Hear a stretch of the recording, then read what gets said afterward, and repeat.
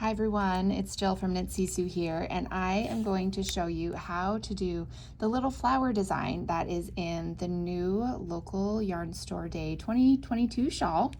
This is a fun stitch where you're taking the main color and there's a garter background, and then you're adding in the contrast with a little flower design. So I'm ready to do the flower design, and what you're going to do is go into this stitch that's two below the stitch that's on the needle. So if you look at the stitch on the needle, you have your little garter bump right there, and then there's a second garter bump down here, and you'll see that there's one space and another space. You're going to go into that second space, go in, and then take your contrasting color, and you're just gonna knit it normally, and it'll create this loop on your right hand needle. Then take that contrasting color, bring it to the front and slip, and we're always going to be slipping purlwise. Slip the next stitch, bring your yarn to the back. Now we're going to go into the same space that we did the first loop.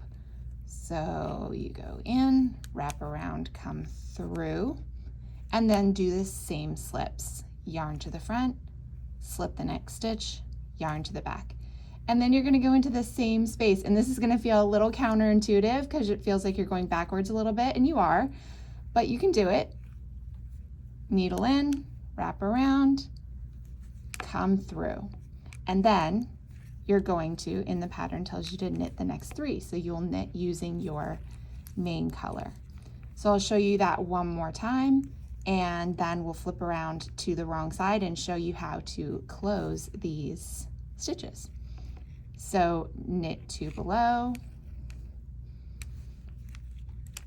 slip, yarn back, in, around, slip, yarn back, in, oops, around. There you go. And then you'll be left with more than one stitch at the end of the row, end of the row, but this is just for showing. So now you can see you have your little flowers here. To close them, what you're going to do, following in the pattern with the first slip at the beginning of the row and then knitting in, and what you're going to do when you get to your little flower design, the stitch with the main color and the contrasting color are going to be purled together. So it's going to look like this. Actually, let me knit the first one.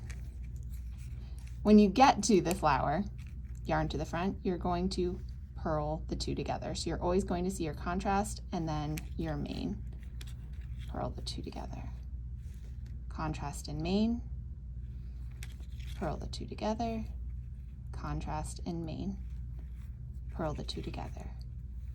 And then our background is garter, so then bring your yarn to the back, knit the next two stitches, yarn to the front, purl your two colors together, purl your two colors together, last one, purl your two colors together, and then finish with your garter stitches or your knit stitches. So let me turn this around and show you what it looks like.